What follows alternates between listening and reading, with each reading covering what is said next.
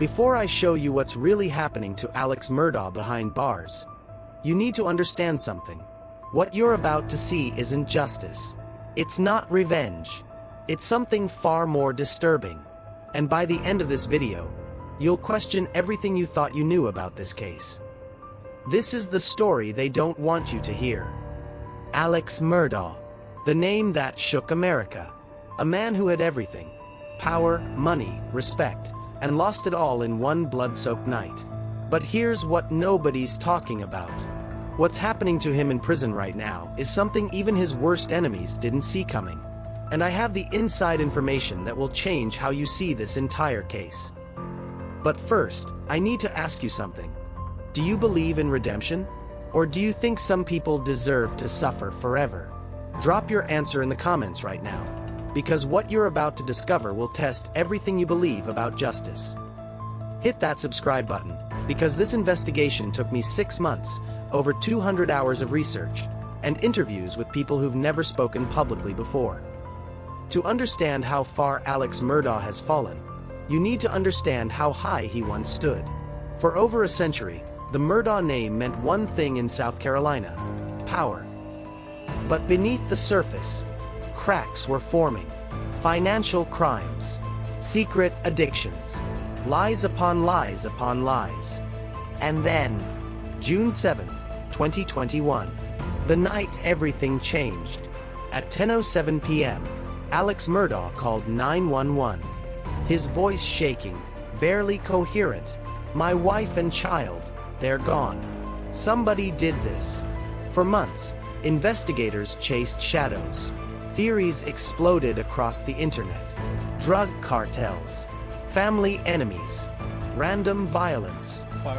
But the truth was hiding in plain sight. Because Alex Murdaugh wasn't just a victim. He was a suspect. And as investigators dug deeper, they uncovered something that would expose the real monster.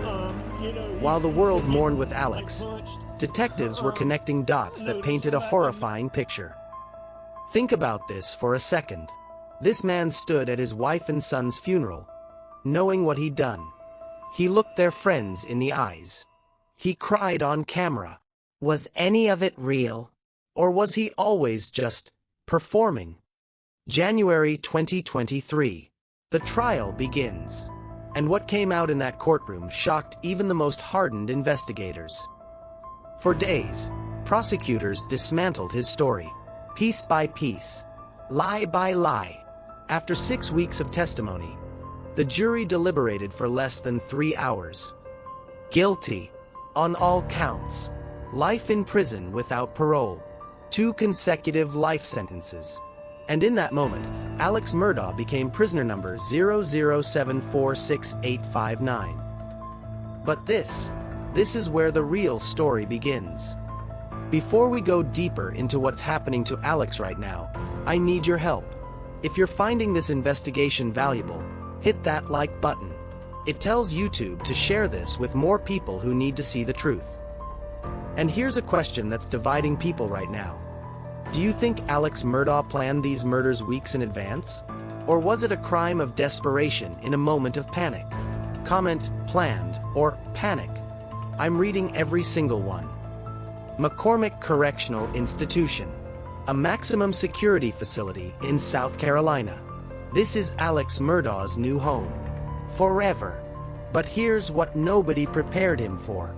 According to sources inside McCormick, Alex's first week was, let's just say, educational. You see, in prison, your reputation follows you. And Alex Murdaugh's reputation? It made him an immediate target. Remember, this isn't just another inmate. This is Alex Murdaugh, the man who murdered his wife and son. Every single person in that facility knows exactly who he is. Imagine this. You're locked in a cell 23 hours a day.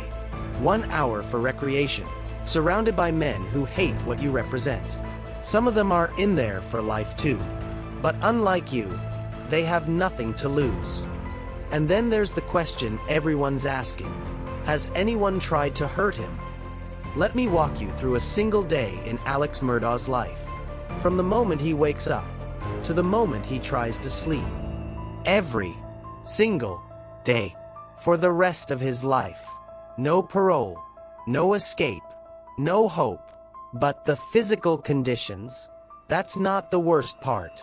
The psychological torment of life without parole is something most people can't comprehend. There's a term in prison psychology called civil death. It's when an inmate realizes they'll never leave. They're buried alive. And for Alex Murdaugh, that realization is just beginning. We're about to dive into the most disturbing part of this story, the victims' families and what they're going through while Alex sits in that cell. But first, subscribe if you haven't already. We're doing deep dives like this every week. And I want to hear from you. What punishment would be appropriate for someone who did what Alex did? Is life in prison enough? Is there even such a thing as enough? Comment below with your thoughts. While Alex sits in a cell, let's remember who this is really about. Maggie Murdaugh, 52 years old. A mother. A wife. By all accounts, a kind person who loved her family. These weren't just names on a case file. They were real people. With dreams. With futures. With people who loved them. But Maggie and Paul weren't Alex's only victims. Not by a long shot. Alex Murdaugh didn't just destroy his family. He destroyed an entire community's trust. People who believed in him. Who came to him for help. Who trusted him with their futures. And while he's locked away, these families are still fighting for justice. Still fighting for answers. Still fighting to understand how someone could do this. You might think the story ends with the conviction, but for Alex Murdaugh and his legal team, the fight is far from over. I spoke with legal experts about his chances. But here's the truth. Overturning a conviction like this? The odds are astronomical. The criminal trial might be over, but the financial devastation Alex caused? That's still being sorted out. Investigators have traced over $8.7 million in theft, but they believe the real number is much higher. We're in the final stretch, and what I'm about to reveal next is something that took months to verify. It's about what Alex is doing right now behind bars that nobody expected. But real quick, if this investigation has been worth your time, smash that like button. We're going for 50,000 likes on this video. Can we do it? And here's something I'm genuinely curious about. If you could ask Alex Murdaugh one question, what would it be? Drop it in the comments. Who knows? Maybe someday these questions will reach him. Based on recent reports, prison records, and insider sources, here's what Alex Murdaugh's life looks like today. But here's something that might surprise you. The question everyone wants answered. Does Alex Murdaugh actually feel remorse? Or is he still the same manipulator who lied for decades? Forensic psychologists have studied his courtroom behavior, his testimony, his reactions. Some experts believe Alex Murdaugh is incapable of true remorse. That his personality disorder, his narcissism, his manipulation, means he can only feel sorry for himself, not for what he took from others. But others argue that given enough time, enough isolation, enough reality, even someone like Alex might crack, might finally face what he's done. The truth. We may never know what really goes on in his mind.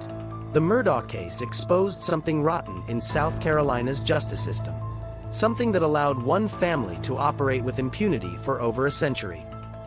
My research uncovered at least a dozen cases that deserve a second look.